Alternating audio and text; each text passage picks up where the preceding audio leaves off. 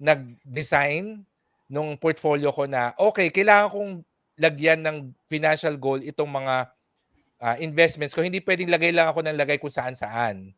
So, dun naayos yung investment portfolio ko, and one of the goals that I have is to have a comfortable retirement, of course. So, inisip ko 'pag retire ko, hindi na ako magtatrabaho. Ideally, I will stop working for money. I will probably still work because I want that work. But how will I get my cash flow? Saan ako kukuha ng cost of living ko? That's when I realized na important na meron tayong business, and number two, maganda din na meron kang real estate, may rental income ka. Kasama sa pag-i-invest ko is a little bit of daydreaming na, ito, nag-i-invest ako para sa retirement ko. Ano bang gusto kong gawin sa retirement? So may konting daydreaming para may motivation ako na lagyan pa siya, no? Or unti-unti lumaki na siya. Right now, I'm at 30% saving rate. So of course, because I'm a professional, wala ako nung 15-30 na sweldo. So whenever I receive, I get paid from projects or whatever, automatic na yon. 30% I put it in my savings/investment fund.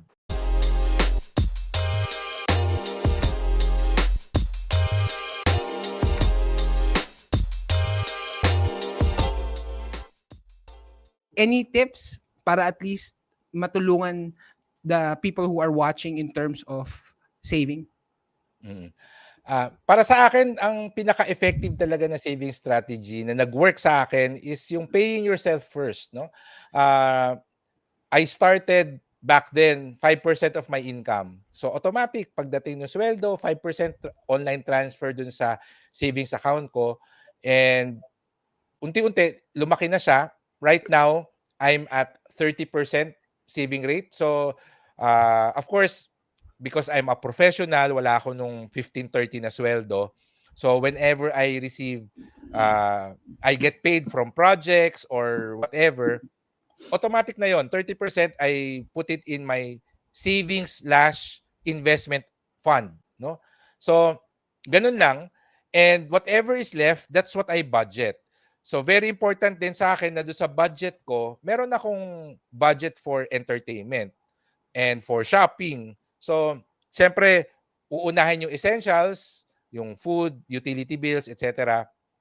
And then whatever is left, at least alam ko na, sa next na sale, meron akong, 3,000 pesos na pwede kong ipambili ng kahit ano, di ba? Or alam ko magsa-summer, so I'm sure meron akong out of town na yaya from barkada.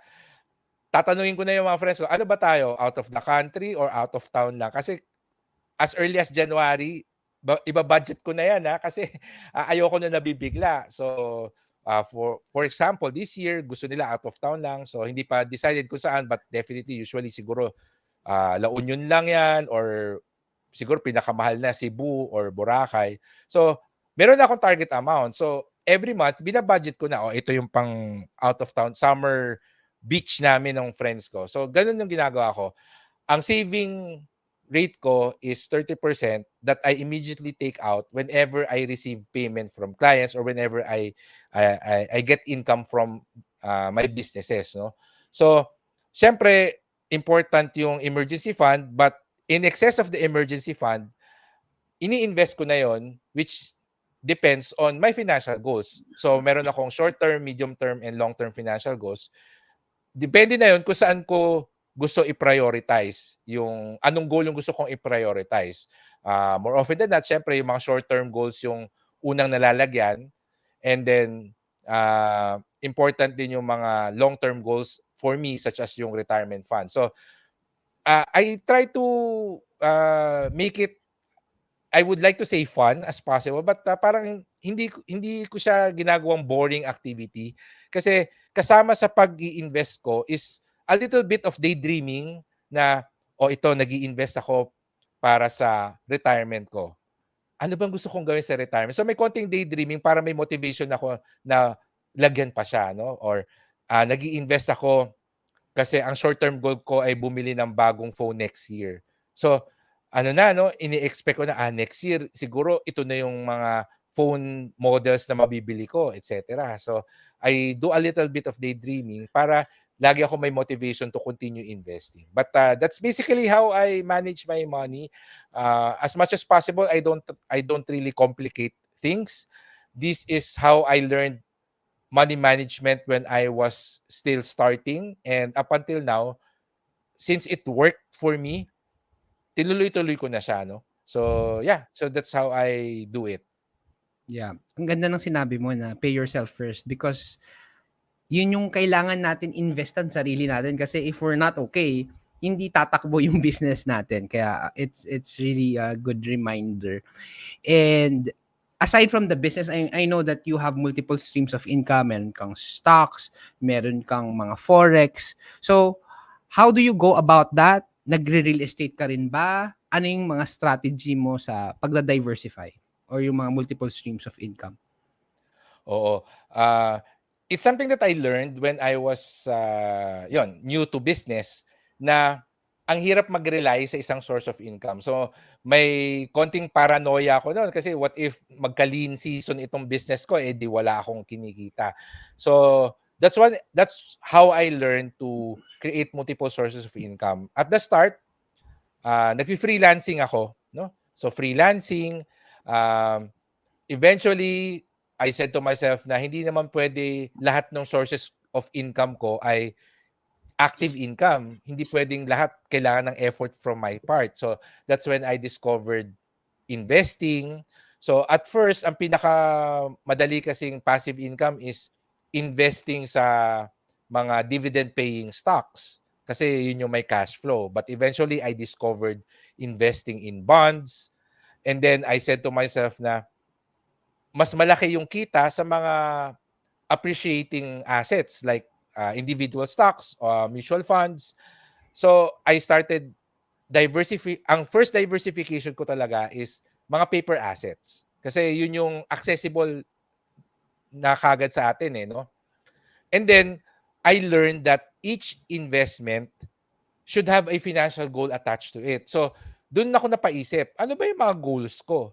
And then doon ako nag-design nung portfolio ko na, okay, kailangan kong lagyan ng financial goal itong mga investments ko. Hindi pwedeng lagay lang ako ng lagay kung saan-saan.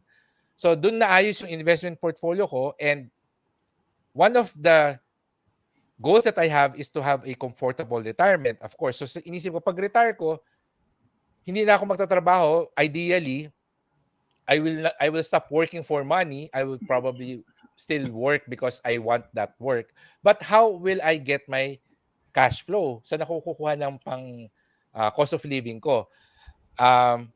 That's when I realized na important na meron tayong business, and number two, maganda din na meron kang real estate, may rental income ka.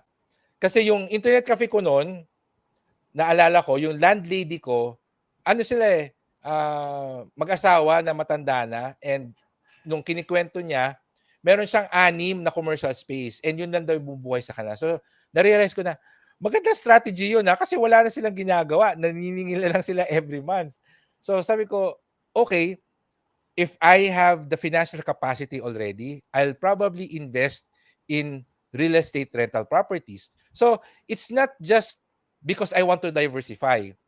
I have real estate rental property investments because ang purpose yan is yan yung magiging source of income ko when I retire. So, yes, it's important to diversify, but it's also important to diversify wisely, meaning attach a financial goal to your investments kasi depending on the importance and the target date and the amount nung financial goal mo, yun yung magbibigay sa'yo kung ano ba yung pinaka-appropriate or the best type of investment that you should put your money in.